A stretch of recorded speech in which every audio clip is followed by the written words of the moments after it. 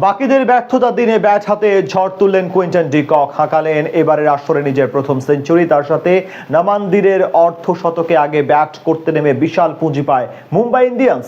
জবাব দিতে নেমে পাঞ্জাব কিংসও লড়াই করে দারুণভাবে। দুই দলের মাঝে লড়াই হয় হাড্ডাহাড্ডি। সেখান থেকে ম্যাচের ফলাফল ও ব্যাটারদের পারফরমেন্স নিয়ে বিস্তারিত এই রিপোর্টে।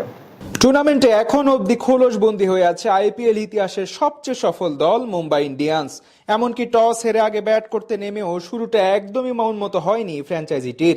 পাঞ্জাব কিংসের বিপক্ষে এক প্রান্ত থেকে কুইন্টন ডি কক চালিয়ে খেললেও অপর প্রান্তে তৃতীয়বারে আর্শদীপ সিং এর বলে মাত্র 2 রান করে প্যাভিলিয়নে ফিরে যান প্রোটিয়া ব্যাটার রায়ান রিকেলটন। আজ রানের খাতা খুলতেই পারেনি জাতীয় দলের অধিনায়ক সূর্যকুমার যাদব। ঠিক পরের বলেই চাহালের হাতে ক্যাচ দিয়ে ফিরে যান ডান হাতি এই ব্যাটার। পরপর 2 উইকেট হারানোর পর দলের হাল ধরেন কুইন্টন ডি কক এবং নামান্দির। মাঝে একবার জীবন পান নামান। ষষ্ঠবারে বিজয় কুমারের উপর চড়াও হন এই ব্যাটার। 2-4 এবং 1 ছক্কায় আনেন 15 রান। পাওয়ার প্লেতে জোড়া উইকেট হারিয়ে 48 রান জমা পড়ে এমআই এর স্কোরবোর্ডে। সপ্তম ওভারে চাহালের উপর আগ্রাসী রূপ ধারণ করেন ডি কক। সেই ওভারে আসে আরো 19 রান। ধীরে ধীরে 2 ব্যাটার মিলেই একের পর এক বাউন্ডারি হাঁকাতে থাকেন পাঞ্জাবের বোলারদের বিপক্ষে। দশম ওভারে মাত্র 28 বলে হাফ সেঞ্চুরি পূরণ করেন ডি কক। এরপর আরো বেশি আগ্রাসী রূপ ধারণ করেন এই ব্যাটার। খানিক পরে ব্যক্তিগত 50-এর গন্ডি পার করেন নামান্দির। যদিও এরপর কোনো রান করতে পারেননি আর তিনি। তাদের জুটি ভেঙে পাঞ্জাবকে ব্রেক থ্রু এনে দেন শশাঙ্ক সিং। তবে এক প্রান্ত আগলে রেখে তাণ্ডব অব্যাহত রেখে এবার সিজনের প্রথম সেঞ্চুরি তুলে নেন কুইন্টন ডি কক।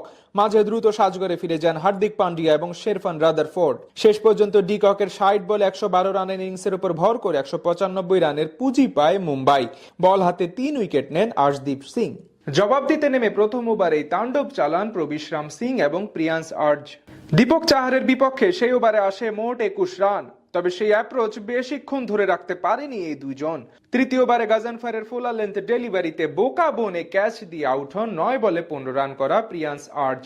2 ছক্কা এবং 1 বাউন্ডারি মেরে ভালো কিছু ইঙ্গিত দিলেও ইনিংস বড় করতে পারেনি অজি তরুণ ব্যাটার কোপার কনলি। 12 বলে 17 রান করে গাজনফারের দ্বিতীয় শিকারে পরিণত হন তিনি। পরপর 2 উইকেট হারালেও এক প্রান্ত আগলে রেখে দারুণ ব্যাটিং করতে থাকেন প্রবিশ্রাম সিং। তার সাথে নতুন করে জুটি গড়েন অধিনায়ক শ্রেয়াস আইয়ার। পাওয়ার প্লেতে পাঞ্জাব কিংসের স্কোর বোর্ডে জমা পড়ে 61 রান। অষ্টম ওভারে চাহারকে পরপর 2 বলে 2 ছক্কা ও 1-4 হাঁকান প্রবিশ্রাম। সে ওভারে আসে 14 রান। এরপর ধীরে ধীরে এই জুটি আরো বেশি আগ্রাসী হতে থাকে। শেষ 10 ওভারে তাদের দরকার ছিল 96 রান। সেখান থেকে দুইজনের 2 প্রান্ত থেকে তাণ্ডবে ধীরে ধীরে আরো বেশি কোণঠাসা হয়ে পড়ে মুম্বাইয়ের বোলাররা।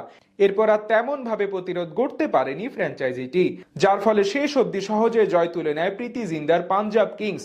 বিপরীতে আরো এক পরাজয় বরণ করতে হলো মুম্বাইকে, যার ফলে তারা পড়ে রইল টেবিলের একেবারে শেষের দিকে।